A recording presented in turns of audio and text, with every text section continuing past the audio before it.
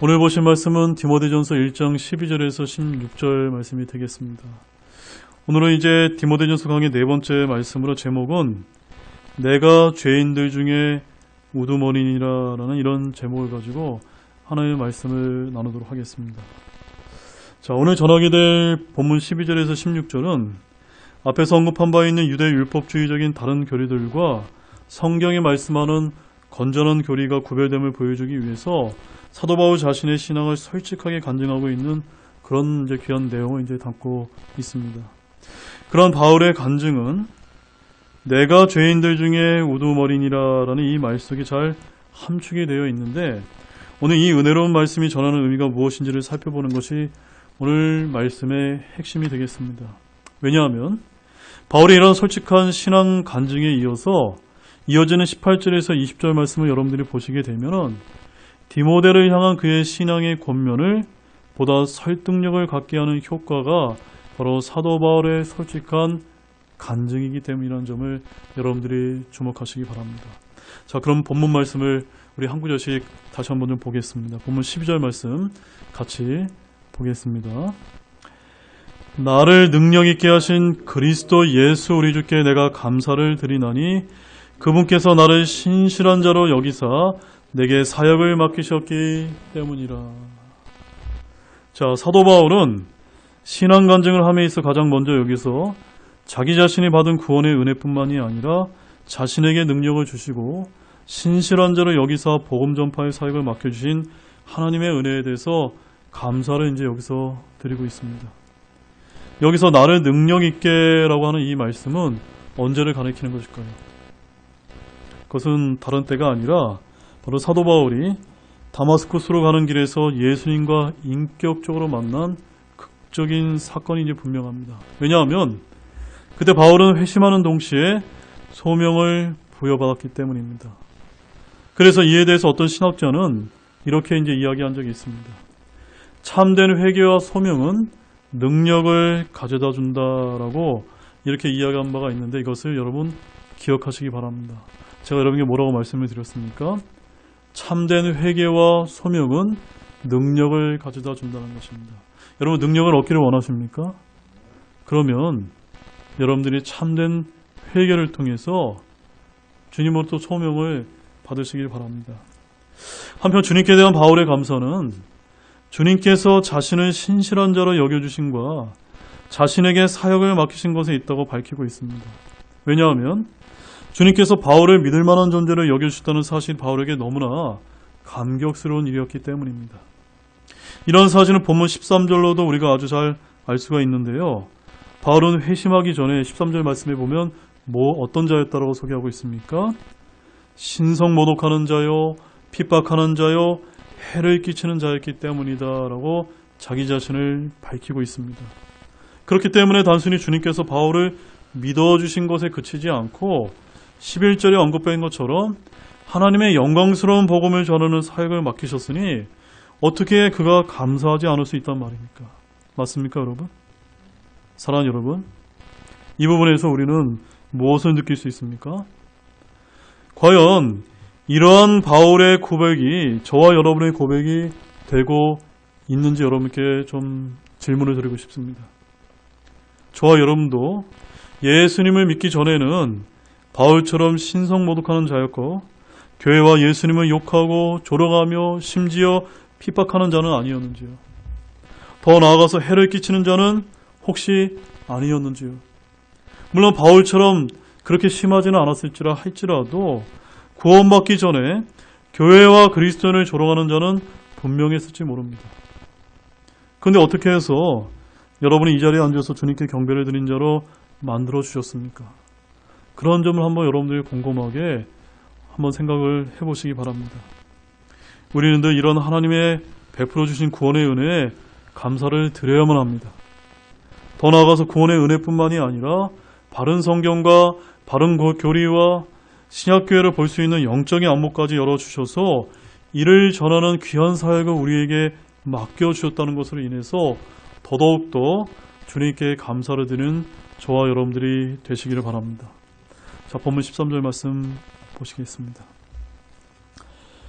내가 전에는 신성모독하는 자요 핍박하는 자요 해를 끼치는 자였으나 오히려 긍휼을 얻었으니 이는 내가 믿지 아니하는 가운데 알지 못하고 그것을 하였기 때문이라. 자, 앞서 그리스도 예수 우리 주께 내가 감사드리나니라고 고백한 사도 바울은 이제 13절과 14절에서 자신이 그러한 감사를 드릴 수밖에 없는 이유에 대해서 오늘 여기서 이제 설명을 하고 있는 것입니다. 여기서 바울은 자신이 구원받기 전에 어떤 사람이었는지를 간략하게 고백을 하고 있는데, 그는 구원받기 전에 자기 자신을 신성모독하는 자요, 핍박하는 자요, 해를 끼치는 자였다라고 솔직하게 증언을 하고 있습니다. 이 중에서 먼저 주목할 만한 고백은 바울 자신이 뭐라고 했습니까? 내가 전에는 신성모독하는 자였다. 바울은 난지 8일 만에 할례를 받고 율법에 관한 바리새인이여 흠이 없는 자였다라고 성경은 증거하고 있습니다. 근데 그때의 자신을 일컬어서 어떤 자로 소개하고 있습니까? 신성모독하는 자였다고 이렇게 이제 말하고 있습니다. 자, 여러분 한번 생각해 보시기 바랍니다. 바울이 불신자나 무신론자나 이교도였습니까? 그렇지 않았습니다. 율법에 따라 주님을 믿고 열심히 섬기던 자가 아니었습니까? 그럼에도 불구하고 자신을 신성모독하는 자였다라고 솔직하게 고백을 하고 있습니다. 율법에 따라 할례를 받고 안식일과 절기를 준수하고 음식 규례를 비롯한 모든 율법의 명령들을 아주 어렸을 때부터 다 지킨다 해도 그는 어떤 자였다는 겁니까? 신성모독하는 자였다라고 고백을 하고 있는 것입니다. 왜냐하면 복음을 믿지 않는 유대인들은 그가 누구든지 간에 신성모독하는 자이기 때문입니다. 따라서 하나님을 믿더라도 율법을 따라 기도하고 경배하는 자들은 모두 신성모독하는 자임을 기억하시기 바랍니다. 예수 그리스도를 믿지 않고 하나님을 믿는 것은 모두 신성모독이요 불신인 것입니다. 또한 전에 그는 어떤 자였다고 고백하고 있습니까? 핍박하는 자였다고 고백을 합니다. 여기서 핍박하는 자란 마치 사냥꾼이 사냥감을 추격을 하듯이 필사적으로 그를 뒤쫓는 것과 같습니다. 사도행전 22장 4절 말씀을 한번 보십시오. 거기 사도행전 22장 4절 말씀을 찾아보시게 되면 사도 바울이 어떻게 핍박하는 자였는지를 아주 자세하게 이제 언급을 하고 있습니다. 사도행전 22장 4절 같이 읽어보겠습니다. 내가 이 길을 핍박하여 사람을 죽이기까지 하고 남자들과 여자들을 다 결박하여 감옥에 넘겨주었는데, 여러분 사도 바울이 어떻게 핍박했던 자였는지를 여러분 이제 잘 아시겠습니까? 이것은 그가 철저한 유대주의자로 하나님의 교회를 핍박하고 나아가 그리스도를 핍박했던 잔인하고 추악했던 그런 과거를 지닌 사람이었음을 단적으로 보여주는 것입니다. 이뿐만이 아니라 바울은 자기 자신을 뭐라고 소개했습니까? 해를 끼치는 자였다라고 이렇게 이제 고백하고 있습니다. 바울은 이처럼 매우 강한 의미를 지닌 이 세 가지 단어를 사용해서 과거의 자신은 도저히 하나님의 은혜를 받을 수 없는 구제불능의 죄인이었음을 고백하고 있는 것입니다. 이처럼 자신이 과거에 그릇된 삶을 살아왔음에 대하여 강조한 것은 이러한 상태에서 벗어나 복음 전도자가 된 것이 얼마나 큰 하나님의 은혜인지를 보여주기 위해서 이런 자신의 과거를 들춰내어서 알려주고 있는 것입니다. 바울은 이처럼 하나님을 높이기 위해서 자기 자신이 부끄러움을 당하는 것을 전혀 개의치 않을 정도로 하나님 중심적인 사람이었다는 것을 저와 여러분들을 배울 필요가 있다는 점입니다. 자, 그런데 바울은 자신이 고백한 대로 전에는 신성모독하는 자요, 핍박하는 자요, 해를 끼치는 자였던 한마디로 구제불능의 죄인이었는데 어떻게 그가 복음을 전하는 이방인의 사도가 될 수 있었단 말입니까? 바울은 자신의 이런 놀라운 변화의 원인을 어디서 찾았다고 말씀하고 있습니까? 자기 자신의 내부에서 찾은 것이 아니라 하나님의 긍휼에서 그것을 찾고 있다는 점입니다. 그래서 13절 말씀에서 뭐라고 고백하고 있습니까? 오히려 긍휼을 얻었으니 라고 고백했던 것입니다. 누구의 긍휼입니까? 하나님의 긍휼이었던 것입니다. 이어서 바울은 자신이 구제불능의 죄인이었지만 주님으로부터 긍휼을 얻은 까닭을 설명을 하는데 그것은 자신이 믿지 아니하는 가운데 알지 못했기 때문이라는 점입니다. 그래서 13절의 말씀에 이어서 이렇게 이야기합니다. 오히려 긍휼을 얻었으니 이는 내가 믿지 아니하는 가운데 알지 못하고 그것을 하였기 때문이다 라고 고백을 하고 있습니다. 자, 이 부분에서 알지 못하고 짓는 죄들에 대해서 우리는 잠시 짚어 넘어갈 필요가 있는 것 같습니다. 우리 주님께서는 자신을 십자가에 못 박아 죽이는 유대인들과 로마 병정들을 위해서 기도하신 적이 있었는데 우리 그 말씀을 한번 찾아보시겠습니다. 누가복음 23장 34절 말씀을 한번 보시기 바랍니다. 그때 예수님께서 이르시되 아버지여 저들을 용서하여 주옵소서 저들은 자기들이 하는 일을 알지 못하나이다 하시더라. 그들이 그분이 옷을 나누며 제비를 뽑으매.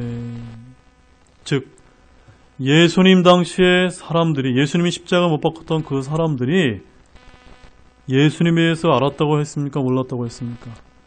몰랐다고 했습니다. 예수님이 누군지를 몰랐다는 게 아니라 예수님이 자신들을 구원하기 위해서 오신 하나님의 아들이시요 그 하나님이심을 몰랐다는 그런 점을 여기서 이제 밝히고 있는 것입니다. 그래서 고린도전서 2장 8절에서는 또 이렇게 기록하고 있습니다. 이 세상 통치자들 중 아무도 그것을 알지 못하였으니 만일 그들이 그것을 알았더라면 영광의 주를 십자가에 못 박지 아니하였으리라.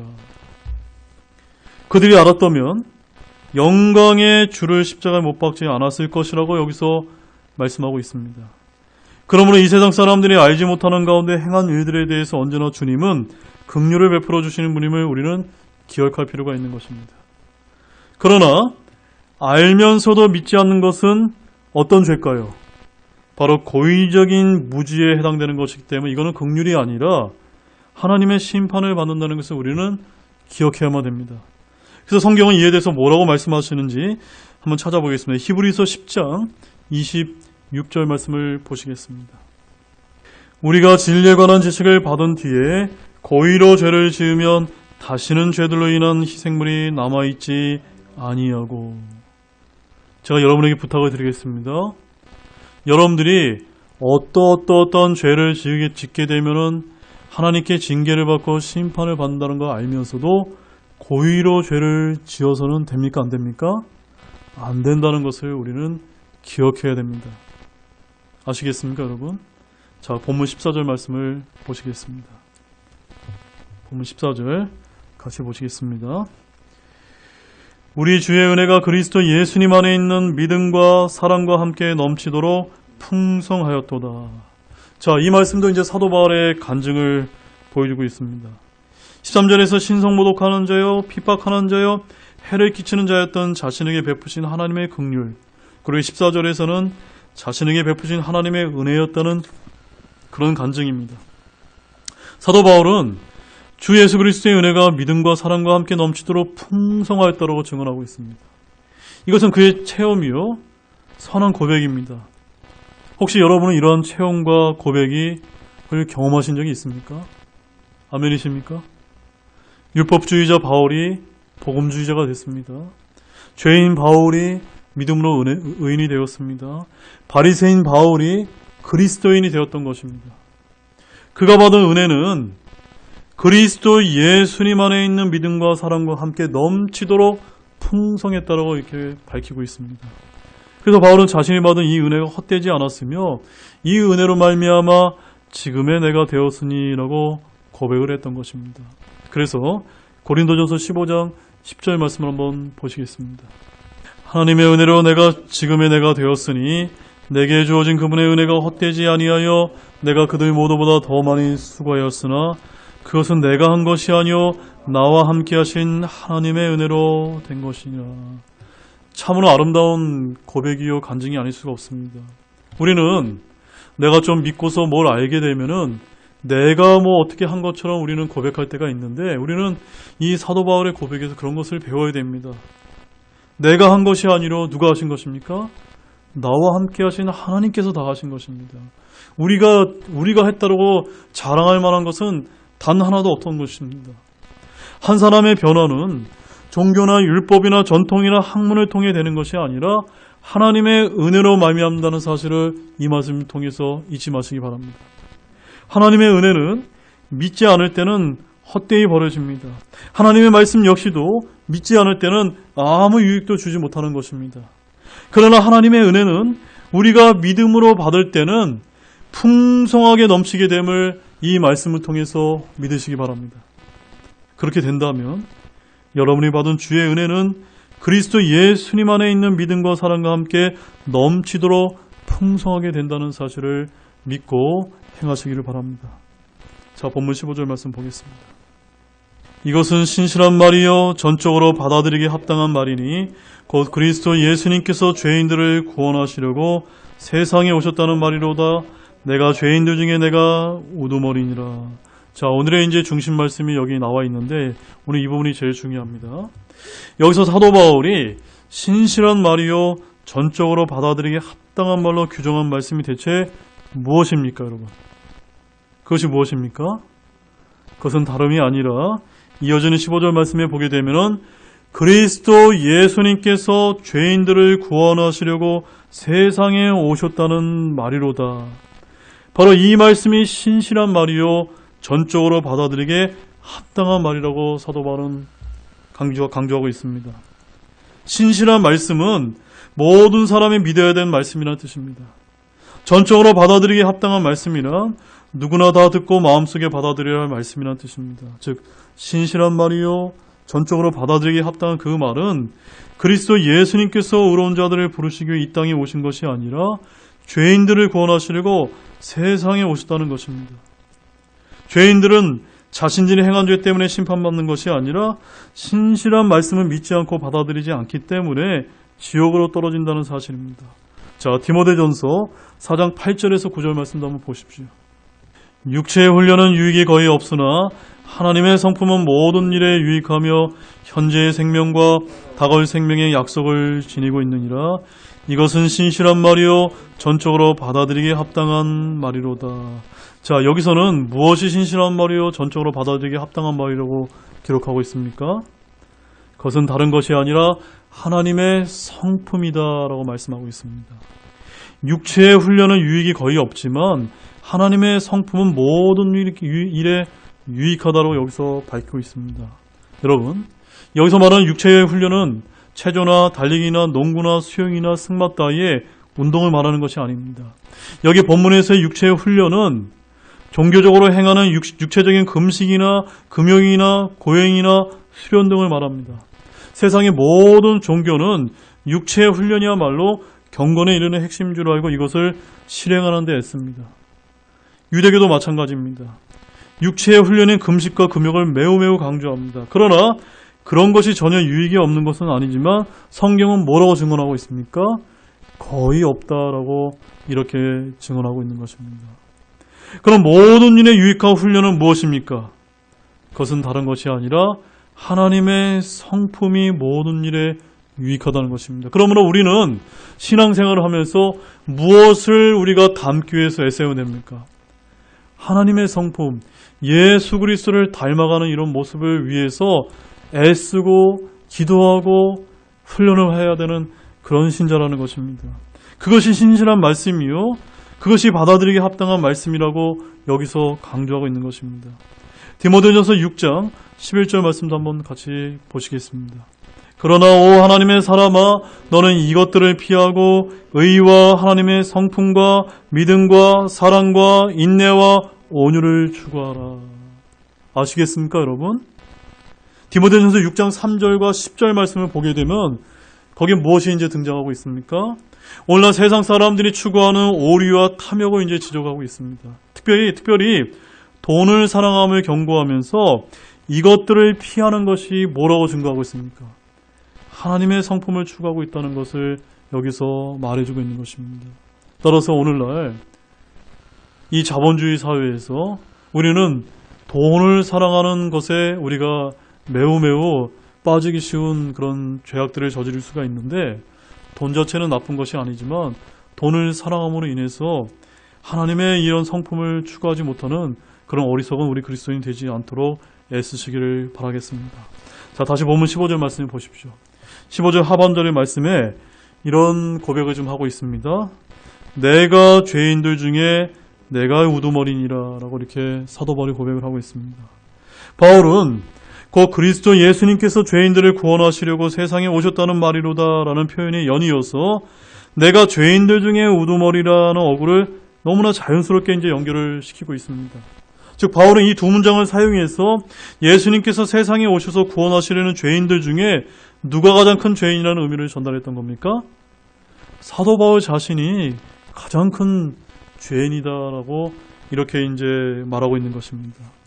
여기서 주목해야 될 점은 사도 바울이 전에 자신이 죄인들 중에 우두머리였다는 것이 아니라 현재 그러하다는 것입니다. 현재 시제임에 주목하시기 바랍니다. 바울은 구원받기 전에 자신의 상태를 말하고 있는 것이 아니라 현재 자신의 모습과 상태를 여기서 말씀하고 있는 겁니다. 이것은 단지 겸손과 겸양의 표현이 아닙니다. 우리가 주님을 알면 알수록 우리 그리스도인들은 자기 자신의 부패성과 죄성과 무익함을 깨닫게 됩니다. 주님의 신격을 접한 모든 사람들의 한결같은 고백은 자신이 먼지요, 티끌이요, 죄요, 가증한 자, 죄인이요, 부정한 자라고 고백을 하고 있는 것입니다. 그러므로 성경을 알면 알수록, 기도를 많이 하면 할수록, 주님을 닮은 사람일수록 그의 고백에서는 주님, 저는 아무것도 아닙니다. 저는 죄인들 중에 우두머리입니다. 라는 이런 사도 바울의 고백이 저절로 나오게 되는 것입니다. 그래서 사도 바울은 자신이 뭔가 된 줄로 여기지 않았다는 점입니다. 그는 자신이 도다른 것처럼 말하지도 않았고 이미 완전한 것처럼 말하지도 않았습니다. 그는 자신의 목표에 도달했거나 이미 붙잡은 줄로 여기지도 않았습니다. 우리는 예수 그리스도를 믿은 후에 완전한 존재가 된 것이 아니라는 사실을 기억하시기 바랍니다. 선하고 경건하고 의롭고 거룩하고 완전하게 되어야 하지만 우리 주님께서 오시는 그날까지 우리 중 그 어느 누구도 그렇게 될 수 있는 자는 아무도 없다는 점입니다. 구원은 그렇기 때문에 완성이 아니라 출발이요 시작이기 때문입니다. 아시겠습니까 여러분? 우린 그것을 위해 달려가는 사람이라는 것입니다. 근데 사도 바울은 내가 죄인들 중에 우두머리니라고 솔직하게 고백함으로써 자신이 여전히 죄의 몸 안에 살고 있으며 죄의 법을 섬기고 있고 죄의 속임수에 속고 죄의 쾌락과 죄의 힘 등의 시험을 받으며 싸우며 살았음을 우리에게 알려주고 있는 것입니다. 따라서 우리 역시도 죄가 없는 삶을 살 수 있습니까? 그럴 수 없다는 점입니다. 다만 죄의 종이 되지 않도록 믿음의 선한 영적 싸움을 싸워야 되는 구원받은 죄인에 불과한 것입니다. 여기서 우리는 사도 바울의 영적 성장과 성숙에 대해서 잠깐 살펴보겠습니다. 자, 고린도후서 11장 5절 말씀을 보시게 되면은 거기에 이제 사도 바울이 이렇게 이제 고백을 하고 있습니다. 나는 가장 으뜸가는 그 사도들보다 내가 조금도 뒤지지 않는 줄로 생각하노나 하고 이렇게 고백을 한 바 있습니다. 바울은 당당하게 다른 사도들과 비교하면서 어떤 큰 사도들, 바로 베드로와 요한과 야고보보다도 자신이 조금도 뒤지지 않는 줄로 생각을 했습니다. 자신이 다른 사도들보다 못한 것이 있다면 그가 말에 약간 서툰 것 뿐이었다라고 그는 고린도후서 11장 6절에서 이제 증거를 한 바가 있습니다. 자, 고린도후서 12장 11절 말씀 한번 보시기 바랍니다. 고린도후서 내가 자랑함으로 어리석은 자가 되었으나 너희가 억지로 나를 시켰느니라. 내가 너희에게서 칭찬을 받아야만 하노니 이는 비록 내가 아무것도 아니지만 가장 으뜸가는 그 사도들보다 어떤 점에서도 결코 뒤지지 아니하기 때문이라. 자, 이 말씀 잘 보시기 바랍니다. 사도 바울은 모든 사도들보다 자신이 지식에서나 사역에서나 무슨 일에서나 결코 뒤지지 않는다고 선포했습니다. 사실입니까, 여러분? 맞습니까? 네. 사역에 관해서는 맞는 말입니다. 그는 모든 사도들보다 뛰어난 사도였습니다. 그러나 자기 자신에 관해서는 결코 그렇게 말하지 않았음을 우리는 기억할 필요가 있습니다. 즉, 자기 자신에 대해서는 그렇게 말한 적이 없고 자기 자신이 주님을 위해서 한 사역에 대해서는 그가 뛰어난 사역자였다라고 말하는 것입니다. 그래서 고린도전서 5장 15장 9절에서도 그는 이렇게 이제 이야기합니다. 이는 내가 사도들 중에서 가장 작은 자이기 때문이라. 내가 하나님의 교회를 핍박하였으므로 사도라 불리기에 합당치 못하지만이라고 이렇게 고백을 했습니다. 즉 지식과 일과 사역을 비교하지 않고 사람 전체의 인격과 사람됨을 비교하면서 바울은 모든 사도들 중에 가장 작은 자라고 이렇게 고백을 했던 것입니다. 우리 에베소서 3장 8절 말씀도 한번 보십시오. 그분께서 모든 성도들 중에서 가장 작은 자보다 더 작은 나에게 이 은혜를 주신 것은 헤아릴 수 없는 그리스도의 부유하심을 내가 이방인들 가운데서 선포하게 하려 하시며. 지금 사도 바울은 모든 성도들, 지금 우리와 같은 이런 성도들보다 자기 자신이 가장 작은 자다라고 이렇게 이제 고백을 하고 있습니다. 뿐만 아니라 오늘 본문에서는 자기 자신을 뭐라고 표현하고 있습니까? 내가 죄인들 중에 우두머리니라. 이런 고백은 그냥 하는 고백이 아닙니다. 주님을 깊이 체험하고 하나님에 대해서 너무나 잘 알고 있었던 그런 사람이야말로 할 수밖에 없는 그런 고백임을 우리가 알아야 되는 것입니다. 우리는 일이나 직업이나 학위나 재산으로 비교하는 것이 아니라 사람 자체를 비교할 때는 아무것도 아닌 자임을 오늘 사도 바울의 이 고백을 통해서 깨닫는 저와 여러분들이 되기를 원합니다. 자, 마지막 16절 말씀을 보시겠습니다. 그러나 이러한 까닭으로 내가 긍휼을 얻었나니 이것은 예수 그리스도께서 먼저 내 안에서 모든 오래 참으심을 보이사 이후에 자신을 믿어 영존하는 생명에 이르게 될 자들에게 본이 되게 하려 하십니다. 자, 앞서 15절에서 바울은 자신을 죄인들 중에 우두머리라고 고백했습니다. 그리고 여기서는 자신이 주님의 긍휼을 얻었다는 사실을 13절에 이어서 다시 한번 언급을 하고 있습니다. 바울이 이렇게 긍휼을 입은 이유가 무엇 때문입니까?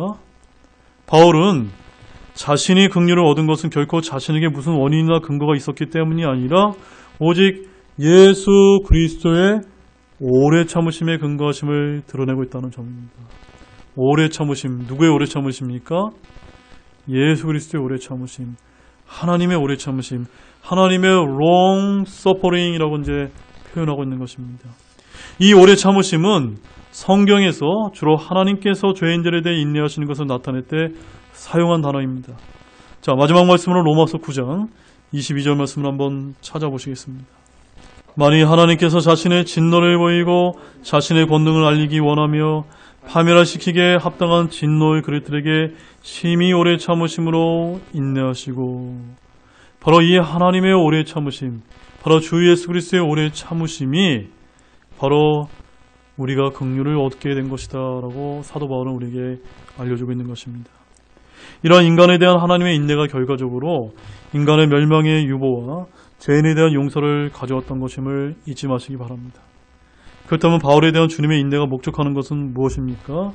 그것은 바로 바울을 본으로 삼기 위해서임이 여기서 명확하게 드러나고 있다는 점입니다. 즉, 예수님을 믿어 구원받아야 영존한 생명이 이르게 될 모든 사람에게 구원사역의 신뢰요, 모형이요, 모델로 바울이 선전되었음을 보여주고 있는 것입니다.